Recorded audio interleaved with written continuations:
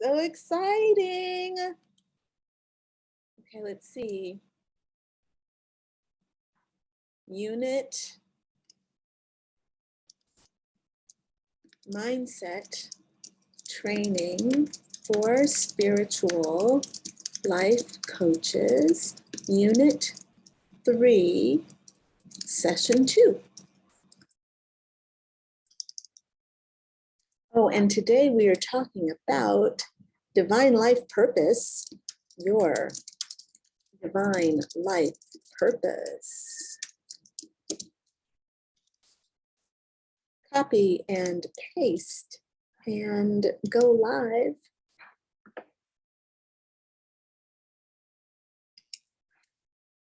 Okay, while we are waiting to get live, Crystalline needs to wake up, all right, because it's now been another day of not sleeping, so there's that.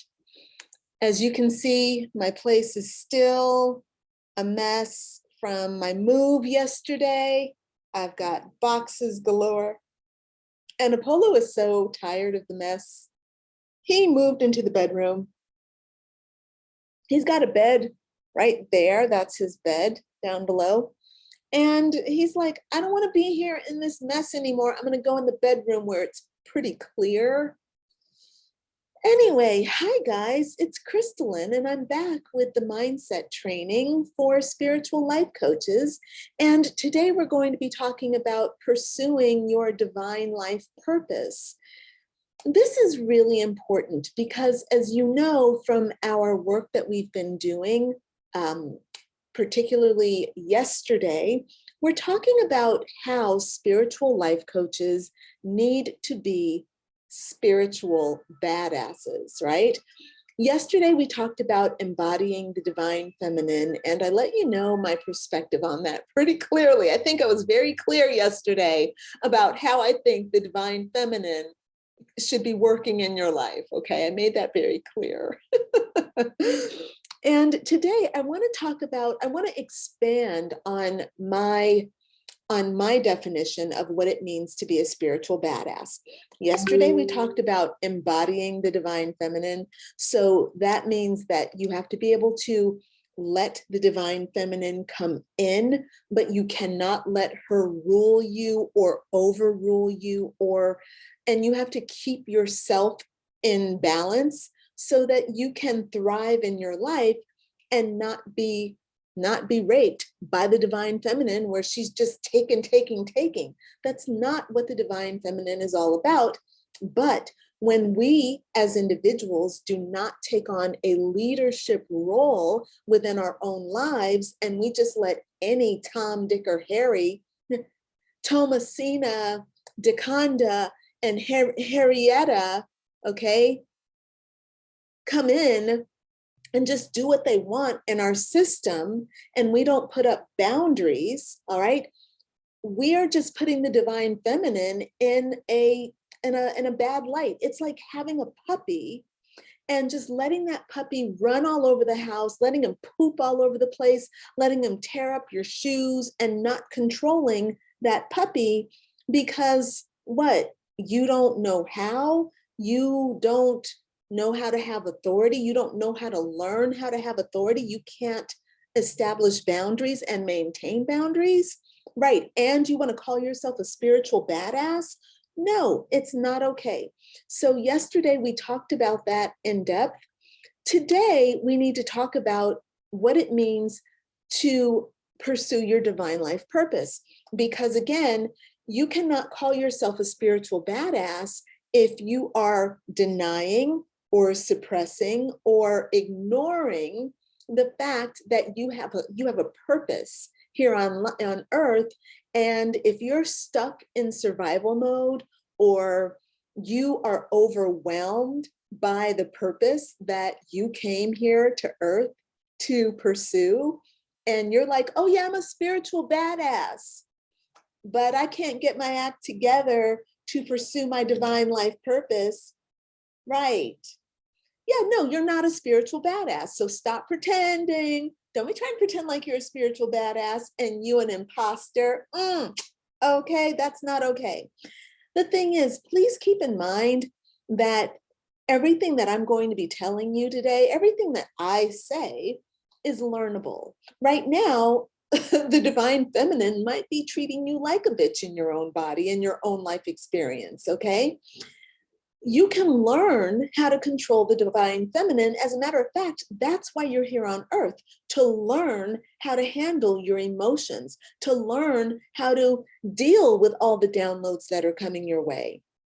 And tomorrow, we're going to be talking about how to take all that wonderful energy that the divine feminine is giving you. And we're going to learn how to ground that and how to actually take those wonderful things she offers and put it into real form. So I'm here. That's what we're doing today. I'm going to double check and see if anyone is watching with me today. Doesn't look like I have anybody on, so I'm just going to plow right on through. And if you do join and you want to, if you have any questions, please feel free to type your questions and your comments into the comments. Type your questions and your comments in the comments. That's what we do. In the meantime, oh, also let me know if you are watching this live or if you're catching the replay. Just do like #live, #replay. Let me know what's going on. All right. All right. So we are, of course, in the workbook, right? The workbook is, if you haven't downloaded that, you can go ahead and get that online. And just to let you know, there is an article that I've written and it's in the workbook for you. You can read through that article and it'll help and it'll enhance what we're going to be talking about today. And today, actually, my talk now is going to be pretty short because I think that if you're here watching this video, you are pursuing your divine life purpose, because I think your divine life purpose is to be a spiritual life coach. I sincerely think that. Now, sorry, let me rephrase that. I think that being a spiritual life coach is part of your divine life purpose, right? Because a spiritual life coach is not the beat all end all of what you're going to do. It's just a really, really, really solid and powerful pillar for what you can achieve. And the reason I say that is because life coaching requires you to understand a lot about the human condition. In order to coach someone through their pain, through their trauma, you have to have gone through it yourself, but you also have to have studied it. And to create for yourself a transformational program that you're going to use to help other people overcome their trauma, that's a really, really, really big deal. That requires you to take a really deep dive into the suffering that people are experiencing. And so doing that is establishing a really powerful foundation inside of you of education and authority, so that you know what you're talking about. So as you build on your coaching, right? And so maybe from your coaching or even from your education that's leading you into coaching, you might find that you are really expanding your understanding of who you are as an authority, but also you're expanding your understanding of what people need in their lives. The way that I am as a coach today is wildly different than the coach I was 10 years ago. I've always had a lot of confidence as a coach because by nature, I knew to stay in my lane. So I never tried to coach about things I didn't know. I always knew to look at myself, work with the things that I know, build on these things that I already have, and then teach people from what I already have. And as a matter of fact, if you're working with me in my certification program, then that is exactly what we do. I teach you how to tune into what you have, tune into what you've gone through, and how to use that to build your program, to build your offerings, to do your writings, and to do all of these things, okay? And if you'll excuse me for just 1 second, I need to shut down these distractions. One of the things that I have learned is to eliminate all distractions when I'm working so that I can actually focus and have success, all right? So I'm back. Your divine life purpose is with you, and you know it. Now, very often, oh my God, very often I get people who come to me and they're like, Crystal Lynn, I have no idea of what my purpose is. And it was really, really precious because I had a young woman who came to me and she says, hey, I want to get coaching with you because I don't know what my purpose is. And it was adorable. She was like, I don't know what my purpose is. And you could tell she was sincere. She was like, I have no idea of what I'm doing. I feel stuck. My energy is low, blah, blah, blah. We sat on the call. This was just the discovery session call, just the discovery session. I didn't even coach her. I didn't try to coach her. It's hard for me to not coach someone because for me, I'm good at creating powerful questions to help people open up. And sometimes all I have to do is ask one question and all the blockages fall away from a person and they're like, what the fuck did you just do? I'm like, I didn't do anything but ask a question, okay? So I asked her a question and she's like, oh, I want to do blah, blah, blah. And I said, how does that feel? She says, I feel so excited, like I want to cry. I feel like I'm going to explode with excitement. And I said, yeah, okay. So our coaching is done. So now what? And she's like, yeah, this is my purpose, huh? And I'm like, yeah. She's like, I just was too afraid to go for it. And I said, yeah, I understand. I totally get it. But now that you know, what are you going to do about it, right? And this is the question that I have for you, because as I was saying, if you are on this call, there's a very good chance that you know what your purpose is. You know that you want to help people spiritually or energetically or emotionally. You want to help people improve their lives. Fine, that's great. If you know what your purpose is, perfect. The next question, and this is what the essence of what our lesson is about today, because I'm assuming that you know what your purpose is in general, okay? The question is now, what are you going to do about it? And are you brave enough to take action on your purpose? Now, if you are following me, you have to have a level of bravery because I tend to push people. I also tend to push buttons, all right? But I'm doing my job. I am a divine button pusher. I just made that up. I'm not a divine button pusher. I am a divine button pusher, whatever. I own that stuff. I own this. I'm here to push buttons. But seriously, I'm here to help you take action and to move closer to your divine life purpose and toward your greatest potential, toward your self-actualization. So what I want to inspire you to do today is to acknowledge your divine life purpose and then to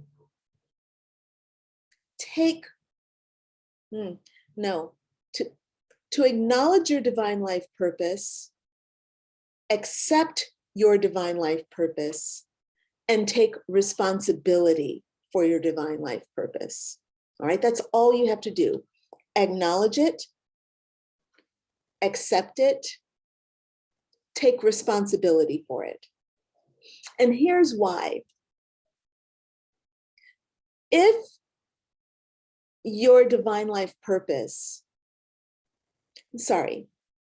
your divine life purpose is the reason why you came to Earth. Now, when I'm talking to you about being a coach and healing people, that's your outward expression of your divine life purpose. It's the outpicturing of a process that's happening inside of you. So your real divine life purpose is everything that you have gone through in your life that brings you to this moment today. So if you have a moment right now, what I would actually like to do, I would like for you to write down, and actually I'm going to put this for the home fun. I did it differently, but I'm going to replay this, and then I'm going to add this to the home fun. I was getting to this, but I didn't quite get it right. But here's what I want to say.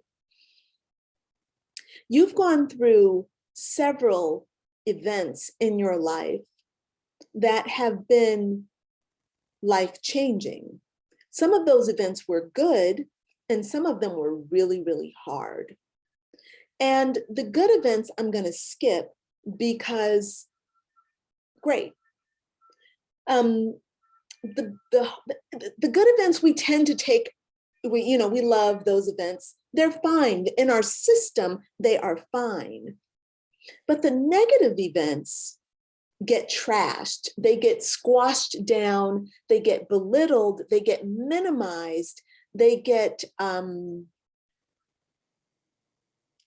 invalidated, because we see those as negative events, and we see that as somehow detracting from our life experience and detracting from us as beautiful, worthy people. We think that because we've gone through pain, we are somehow unworthy. And those are things that we want to hide. We're ashamed of those things. We feel like failures, and those things should be swept away and locked away. And I am saying that those things should be embraced and celebrated, because they are an expression and they are a significant part of your divine life purpose. Am I saying that Spirit has brought you here to suffer atrocities?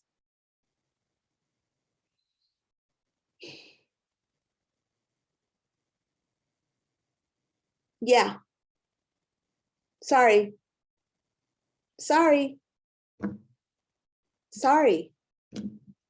I'm having an emotional experience right now. I'm very upset.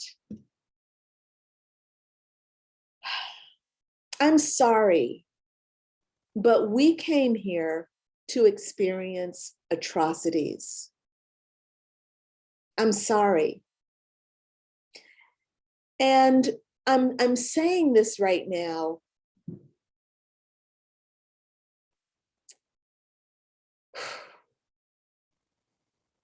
I'm saying it because it's heartbreaking. It's heartbreaking that people suffer. It's heartbreaking that children suffer. It's heartbreaking that old people suffer. It's heartbreaking that there's war and violence and maiming and rape and incest and pillaging and loss. It's heartbreaking. And if we let those atrocities take us away from our God self, from our divinity, from the light, and from the truth, if we let those things, if we go into the 3D and we live and we depend solely on the 3D, like Thomas Anderson in The Matrix, okay? If we do that, then we are destined, we are doomed.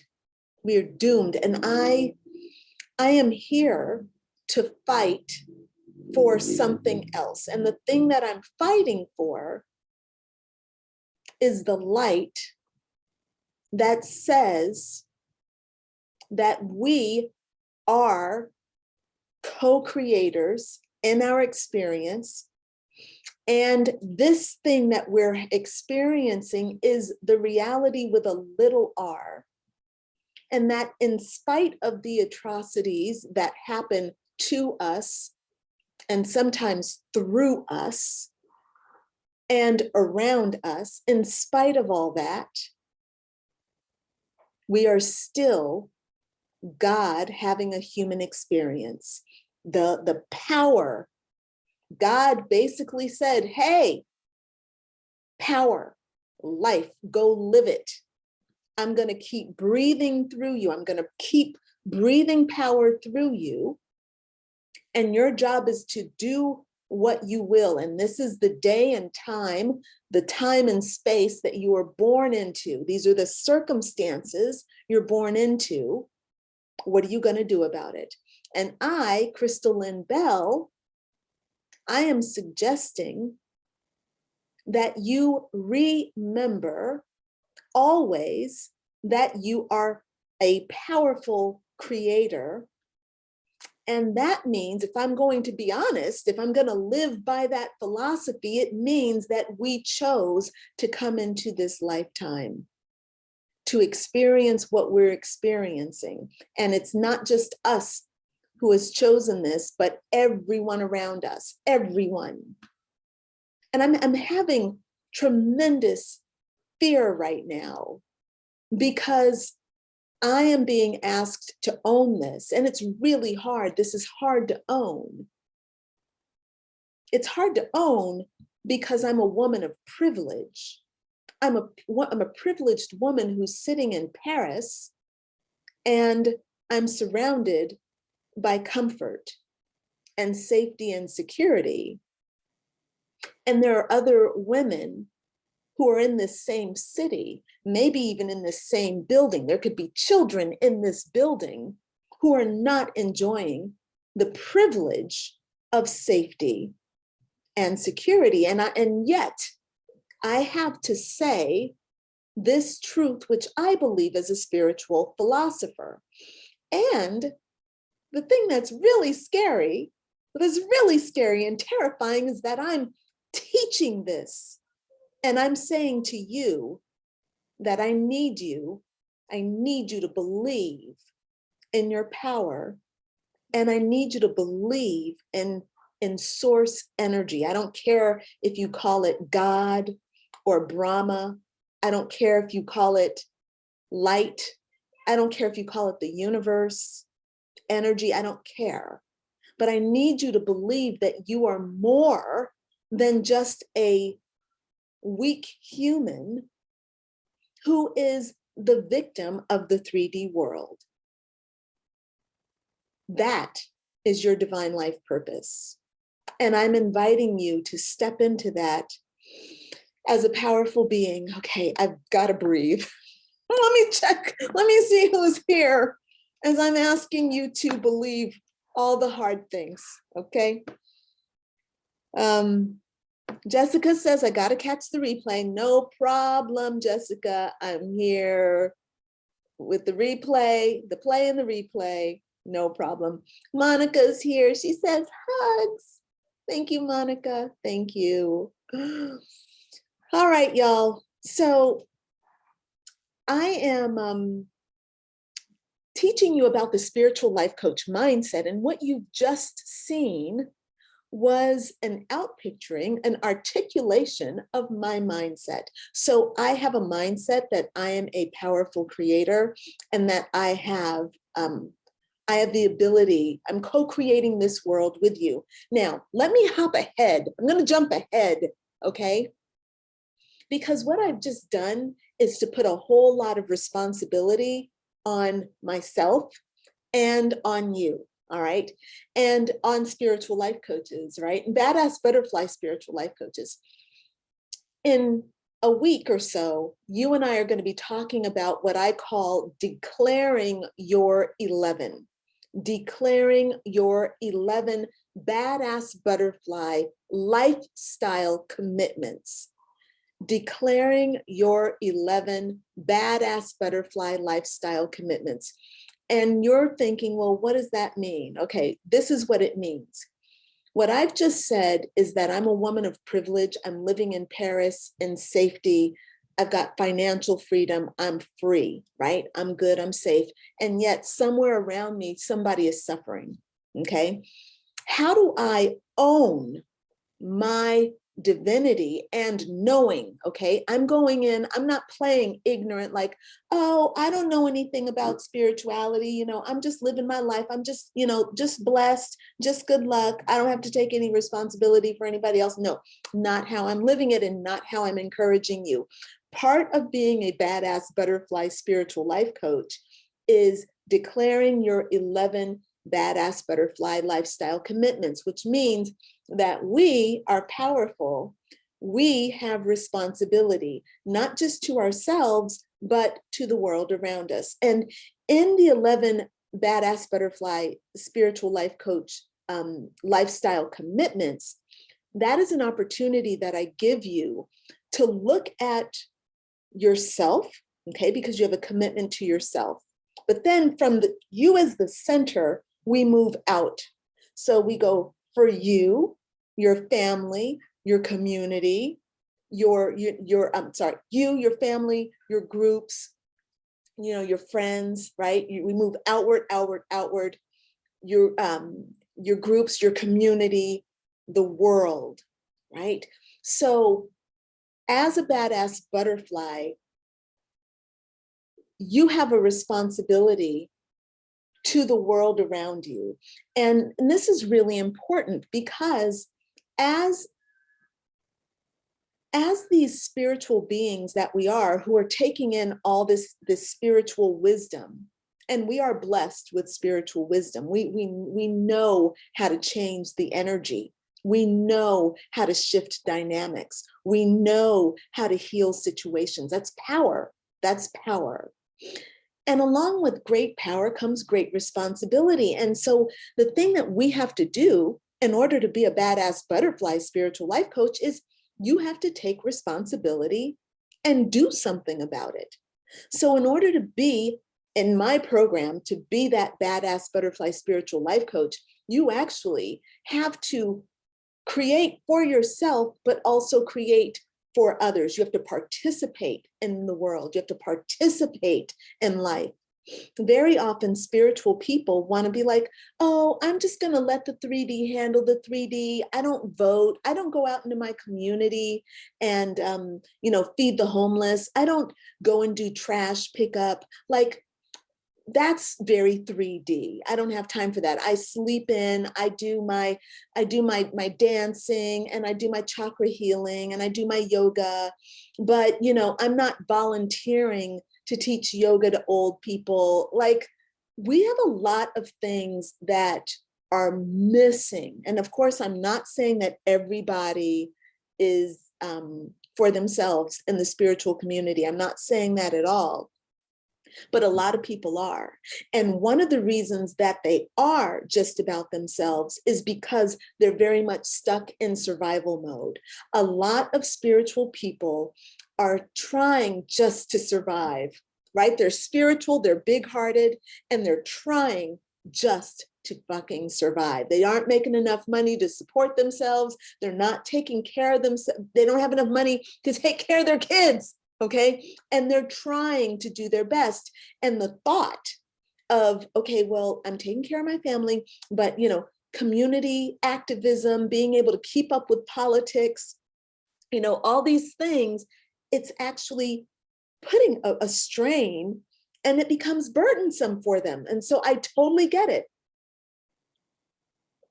But at some point, what we have to do is go back to what we said yesterday. We have to control our energy. We have to control the divine feminine that's coming in. We have to control our emotions, all right?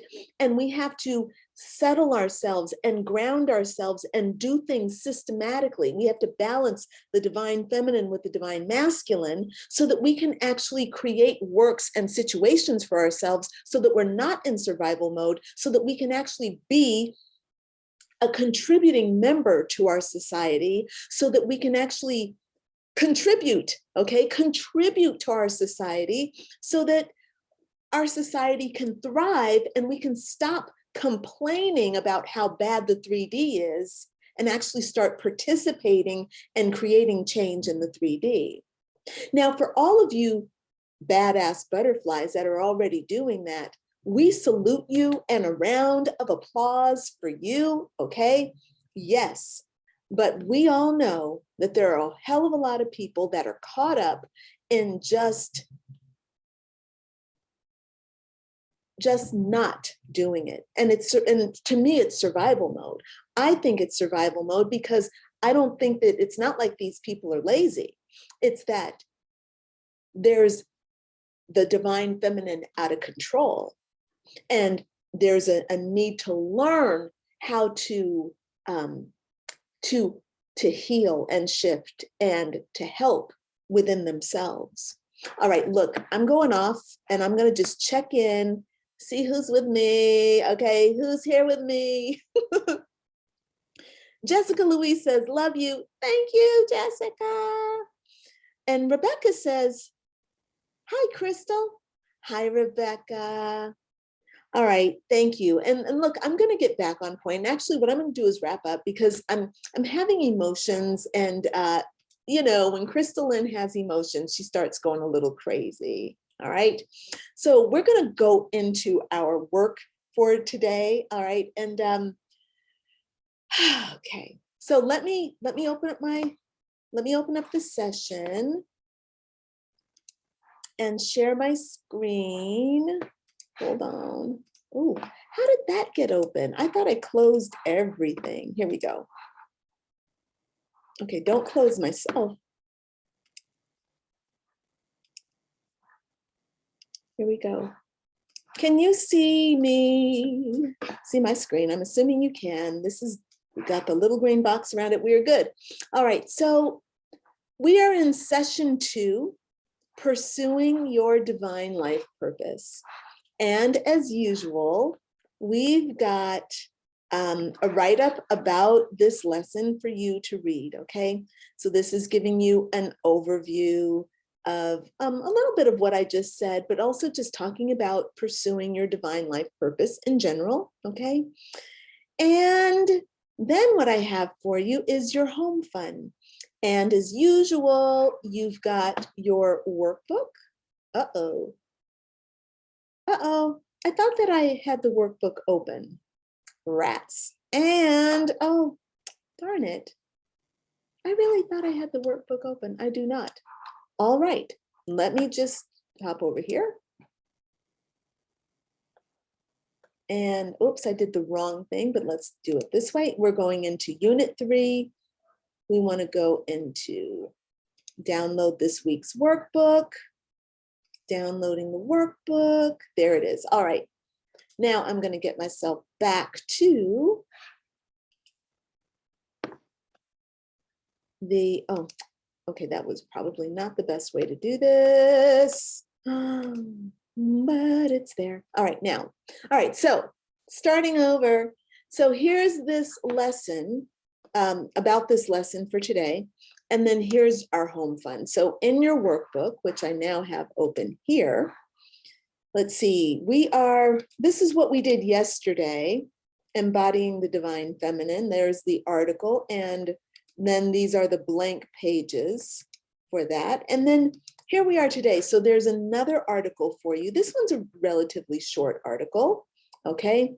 But I give you some tips on how to find your divine life purpose, okay? Even though I think you already know it, if you're here, I feel like you know it, but this will just give you some things to think about, okay? Should inspire you. And then of course, as usual, this is where you're going to type in your answers to the questions that I'm asking you here as part of your home fun for this lesson, okay? And as I said a little bit earlier, what I really want you to understand is that you are already living your divine life purpose.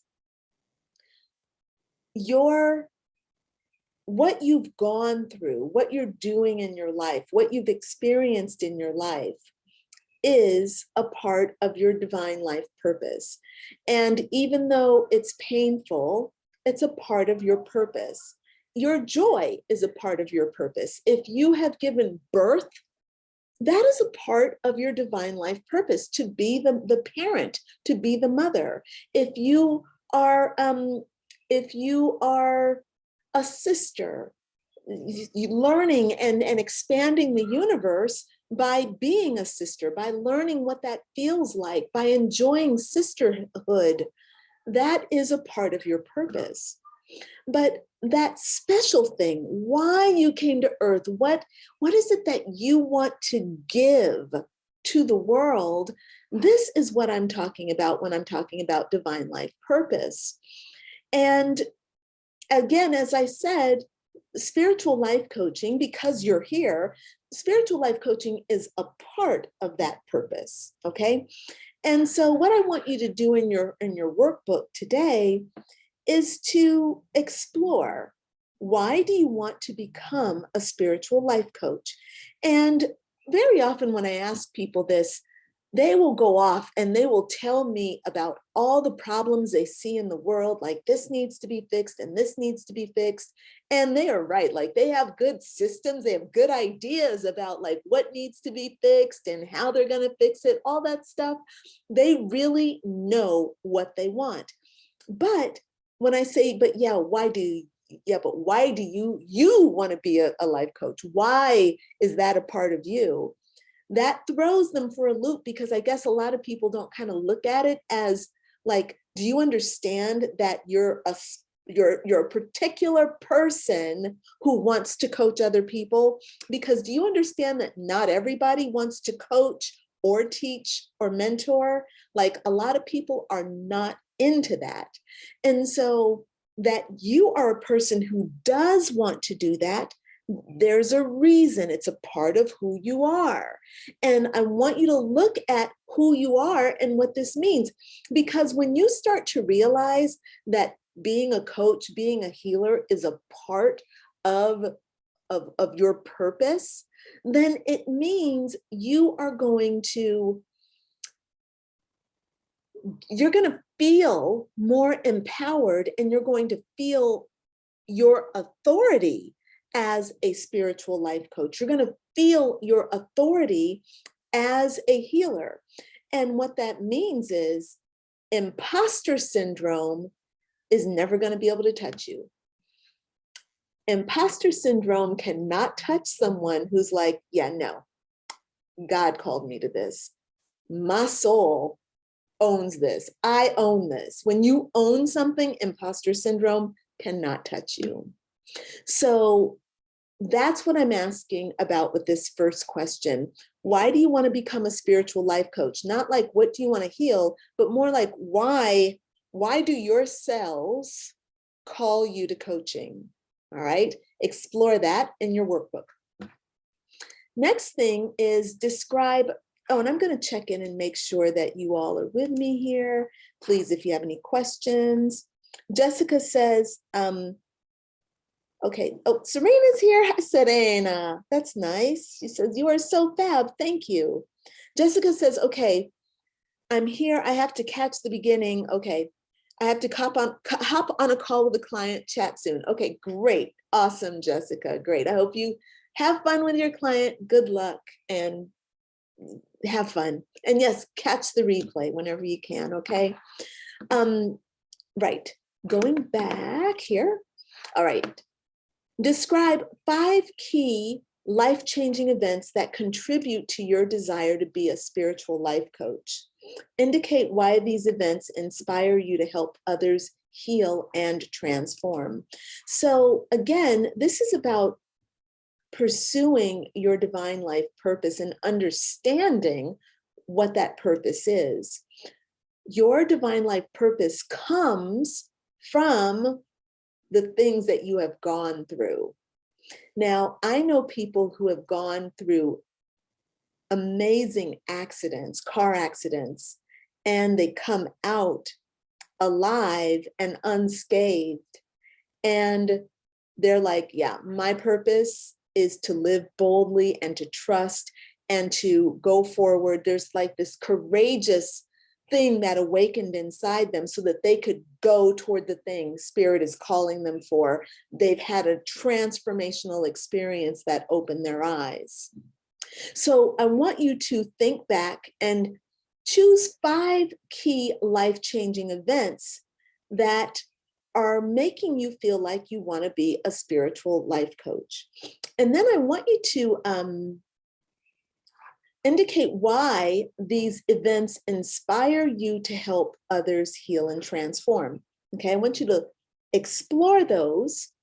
And then I want you to kind of see if there's any particular theme that's coming from those events or that's coming from your understanding, like that's coming from the outcome.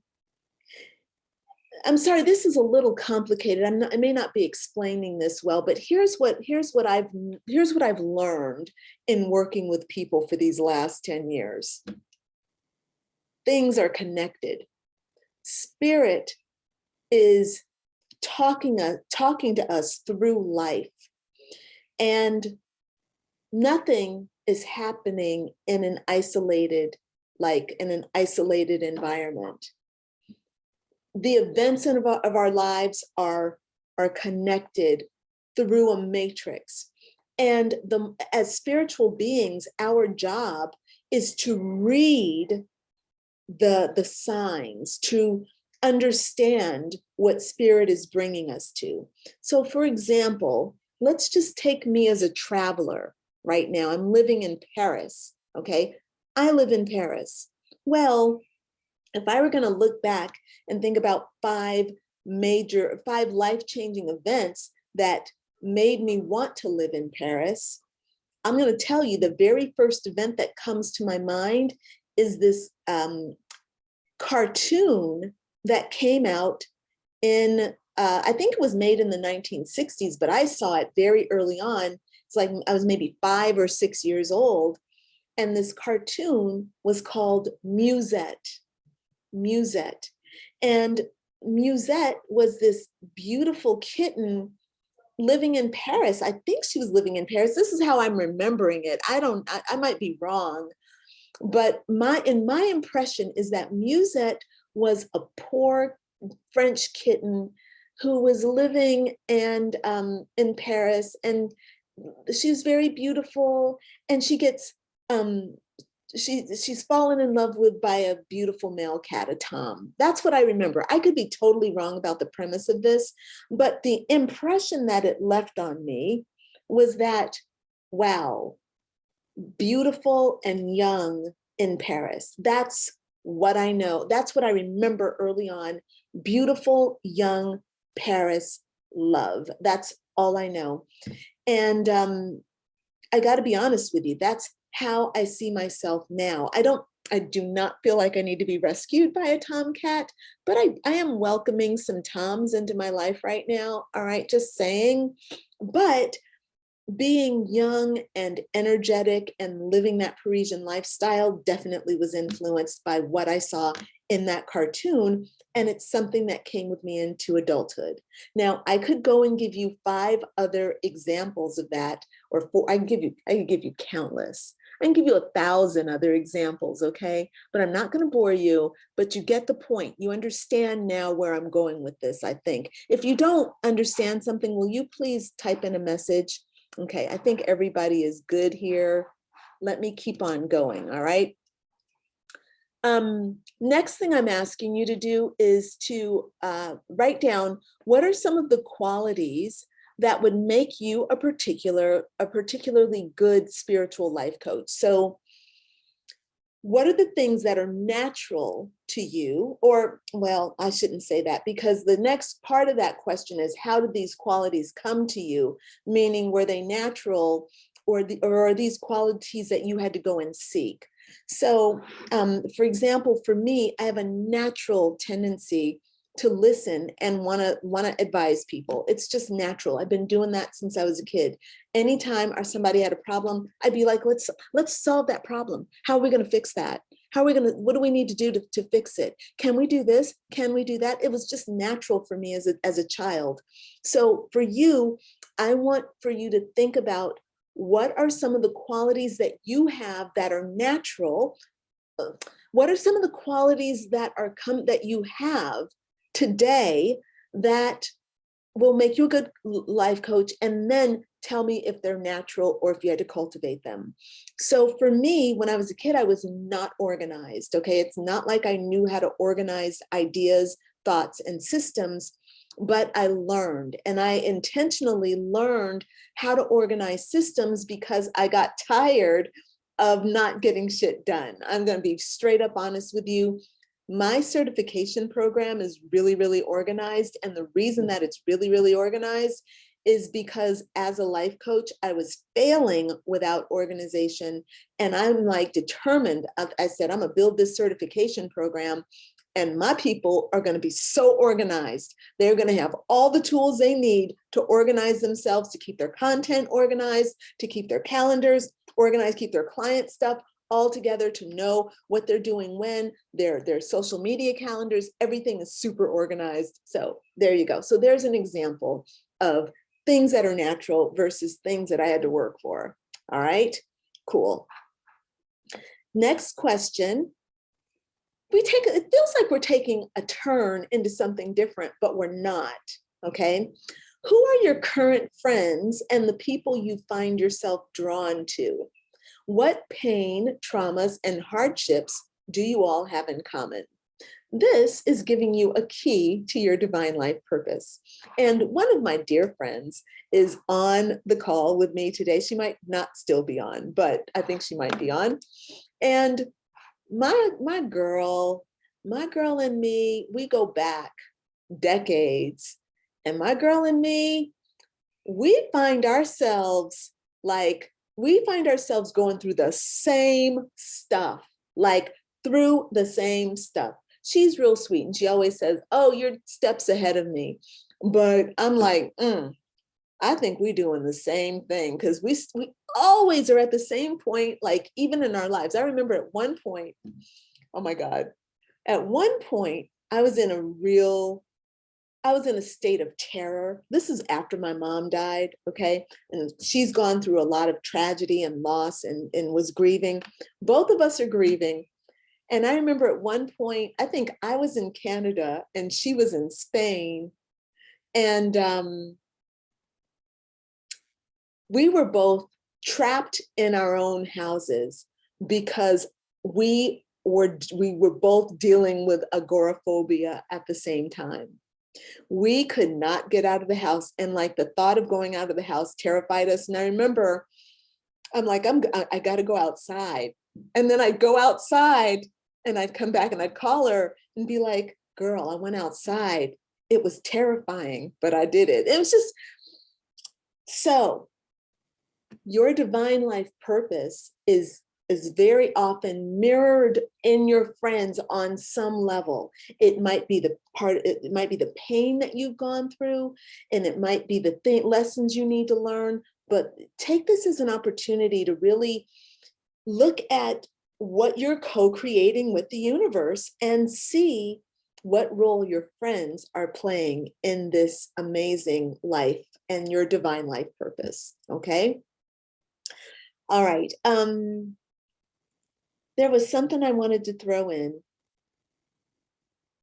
It'll come to me or it won't. So what are some of the things to which you are curiously drawn? What are the things to which you're curiously drawn? What are some of the weird quirks that you have? All right, so this question, again, odd things, like, why do you do that? Like when I was young, I would talk out loud to things, like to my stuffed animals, to everything. And I would have full-blown conversations that would go on for an hour, like a conversation, like I'm talking to you right now. It would be me going on a philosophical bend, exploring an idea with my stuffed Snoopy dog, right? That kind of came with me into adulthood. And I found myself thinking, I found myself philosophizing all the time, philosophizing. And then when I decided to go to university, and I went to university here in Paris, there was a list of majors, and I immediately went to philosophy. And I thought, okay, here I am, I'm 30. I was a late bloomer. I went to university when I was 30. I'm like, why am I studying philosophy? And I remember my stepdad, he said, what are you going to do with a philosophy degree? You can't really get paid for that unless you're going to be a professor at a university. And I thought, no, I said to him, I'm like, this has meaning for me on another level. And so at that time, that seemed like a really quirky, eccentric thing to do.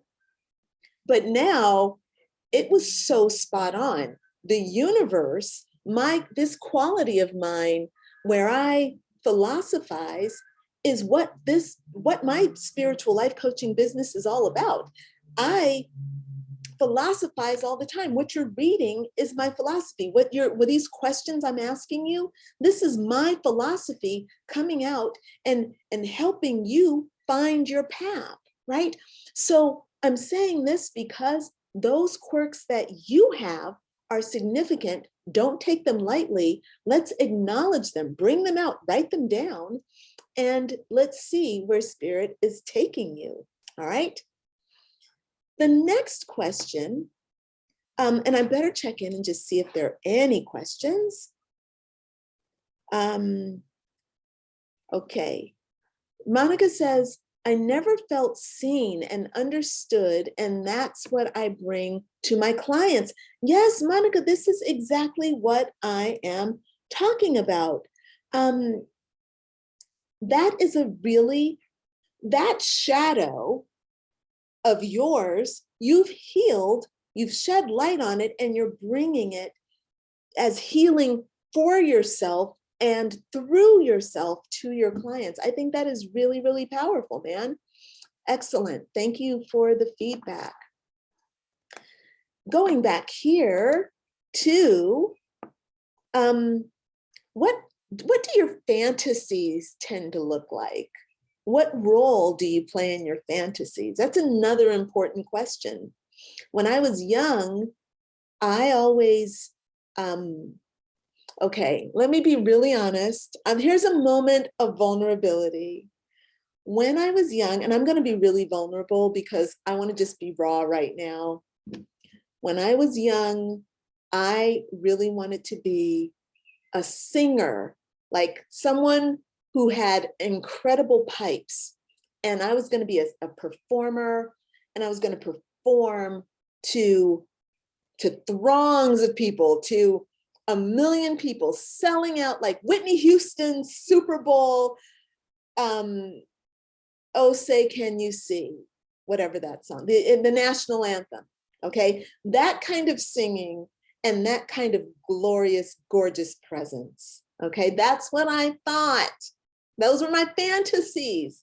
Now look, I never once pursued that, never once pursued that. A part of that fantasy was about being seen, being the center of attention, okay? I love being the center of attention. As you can see, I go live all the time. I love being the center of attention so much, I don't even put on makeup. And I go live in my pajamas. I go live in my pajamas in my Facebook group and even on this page. I do that. And on YouTube. I don't care, all right? That is a part of me, okay? And that is something also that's a part of my divine life purpose. I'm bringing it forward, all right? I'm bringing it forward. So I'm embarrassed that I really wanted to be like, Whitney Houston, Barbara Streisand, the great voices. I wanted that great, powerful, strong, clear, controlled voice, and to change energy with my voice. That's what I wanted to do. I wanted to touch people at their heart with my voice. Interestingly, I thought I was going to do that by singing, but actually I'm doing it by philosophizing and sharing my philosophy. So again, this is why I want you to write down your these fantasies, because there's truth in those fantasies, and there's something that you need to pursue in your fantasies because the universe is calling you. All right. So let me hop back into my screen share because I wanted to be vulnerable and share that I thought I was going to be a great singer. I never did anything to pursue that ever. Like I took one voice lesson, I think, and then I'm like, oh, this is too hard. I can't sing. I gave it up. Okay. Well, there you go. Boom. All right. So the last question that I have here, and don't be surprised if you come in and I add some more. I might want to go a little deeper into some things, but I may not because I've got to move on. But last question is, what does your astrological natal chart look like? Okay. Now, if you've not ever had your chart made, then you need to have your astrology chart made because it's going to tell you all about your divine life purpose. So look, I am happy to make them for you. I do charge for that. It's $32. It's a great $32, like the best $32 you've ever spent, okay? It's a 30-page report and it talks about you. So if you're interested, I put a link in there. You can order your chart and I'm more than happy to create your chart for you. And you can take that and you're going to need to put some information. You can see here, you put your name, email, but you need your birth information, and the more accurate your birth information, the better. Of course, you know your birth date, okay? The important thing is the time.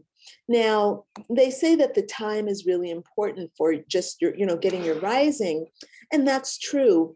But you also need to know the aspects. Your rising sign is really important. So knowing the time that you're born is really important, and knowing how that rising sign is holding space for all the other planets and the other constellations as as you're growing and living your life. It's really important to know. So look at your birth certificate. It is worth it. Okay. Find your birth certificate, see if it's there. If the time is not there, ask your parent and see what they say. Was I born in the morning or at night? It does, even just the closer you can get, the better. All right. It's better than like if you were born at 10 p.m. at night, your mom says, oh, it was, I don't know, it was after Happy Days went off. All right. Happy Days went off at 8:30. Okay. So you know that, okay, so you go in with 8:30, 9 o'clock, 10 o'clock, that's better than putting in 6 o'clock in the morning. Okay. So 10 o'clock p.m., if your mom can give you any kind of field in there, that would be more helpful than us just doing a sunrise chart for you. All right. Anyway, you guys, that's it. All right. So if you want your birth chart, you can order it. And if you're not, you can skip that. If you already have your birth chart, then go ahead and do that. Okay. Now, I think that I did not do a video. I did not do a video that I usually insert, but I think I'm going to pop in Whitney Houston singing the national anthem, because that's my all-time favorite rendition of the national anthem. And boy, I fantasized about that all through my 20s. I was like, oh, and when Whitney Houston died, I still was like, damn, I cried my eyes out. I listened to that over and over and just wept and wept and wept. Oh, the beauty. All right, my friend, let's see now. I already checked, there's no questions in the questions thread, but I'm gonna hop onto Facebook and see if there are any more questions. Let's see, hold on. Oh, Lynn says, I could see you as a superstar on stage. Oh, that's really nice. Thank you, Lynn, I appreciate that. That's really, really nice. My inner child is really, she's She's doing one of these numbers. Thank you. Thank you very much. And Lynn says she's not had hers done. Look, I'm more than happy to run that for you, man. It's a really helpful, and look, these reports, they're like 32 pages, 33 pages, something like that. It's not something that you should sit down and try to just take it all in all at one time. Unless you want to. I mean, I definitely have read mine. Like I've spent hours just sitting down reading that thing, like, because I do my own every year and I sit down with it like and just pull it apart. But I do recommend that you do it because, boy, I call it your divine life blueprint, it's telling you your challenges, and it's telling you your strengths, and it's telling you what you desire, and it's giving you insight as to why you do what you do and why you are who you are. And it's a tool to help you understand yourself. Self-illumination, that's what your birth chart is all about, self-illumination. So please, yes, so Lynn, in the program, and actually, you know what I'll do? I'm gonna pop this, hold on just 1 second. If you would like for me to order your chart, I'm gonna pop it in right here in the comments. Actually, I'm gonna reply to you. Pop this, hold on just one, there we go. There we go. Oh, I think I skipped some, see, I think I skipped some. Here we go. Lynn, I am getting ready to put the link right there for you. And what you do is you order your chart online, and then I email it to you within 24 hours. Okay. Wait, I think I can stop the screen share. Oh, I did stop the screen share. I'm not sharing my screen right now. Okay, great. So you can just order it, and then I think I can pin this. So you should be able to easily find that. There we go. But I want to go and I want to make sure, I've gotten all the responses. So my apologies. Sometimes Facebook doesn't show everything like really easily. Monica says she's going to dig out her chart. Oh, Lynn says she knows her rising and moon signs. That's good. If you already know your signs, that's a good start. But the thing is, so how do you know your divine life purpose?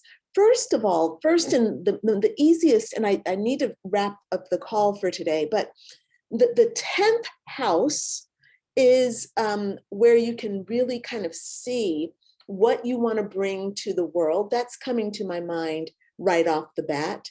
You can also kind of look to the 9th house. So because we are spiritual, you want to kind of see what's going on in the 8th house, in the 9th house, in the 10th house, and in the 12th house. Those houses in particular are where you're going to learn a lot about your spiritual inclinations, your subconscious processes, your connection to the divine, your ability to be a spiritual, your spiritual affinities. Those are contained in those houses. So don't worry about what I just said. When you get your chart, okay, so it's good to know your sign, know where those signs are placed. But when you get your chart, we give you a report that kind of spells things out for you in a way that makes those things more clear. And it takes them, they're not so mysterious, right? So what does it mean to have an Aquarius rising? Like it writes it out for you so you can understand it more. And you can use that as kind of a guideline and then go online and even learn even more, or you can book yourself in and have a one-on-one session with me or another astrologer and just learn more about yourself and talk about these things. But really just getting the report is already a fantastic start. It's going to help you really start to see who you are. All right. All right. Yes, I can get into it. Thank you. Very good. Boom. All right. Look, I think I've now caught up. Monique is here. Hey, Monique, I'm so sorry I missed your chat, but you all know it's not always so easy to see everything here on Facebook the way they're doing it. I don't know, it just doesn't work so well. I just think it needs to be improved. I think this needs improvement. So, all right, you all, I'm going to go ahead and sign off. The replay will be uploaded to the curriculum. All right. And yeah, and I'm going to put the replay also in the League of Badass Butterflies Facebook group. Okay. And it'll be on YouTube. Okay, friends. So I'm going to go ahead and sign off. And thanks for joining me today. Enjoy the work, enjoy the home fun. We will be back on Thursday with the next section, which is going to be about manifesting like a master. Oh, you think you know how to manifest? Let's see. Show me the money. Doesn't have to be money, but I mean, put your money where your mouth is. Let's talk about manifesting, y'all, because people throw that out like, oh yeah, I'm a master manifester. I'm like, really? Manifesting synchronicities is not the same as being a master manifester. Master manifester means that you understand the process and you know how to work within the process, because master manifesting is not like, oh, I manifest like that. It's more like, oh, manifesting is a process and I know how to honor that process. So we're going to learn about that on Thursday. Okay, so I'll see you all here. If you can't catch me here, catch the replay. All right. All right. I'm going to go ahead and sign off, everybody. Have a wonderful, wonderful day. See you on Thursday. Bye, everyone. Bye.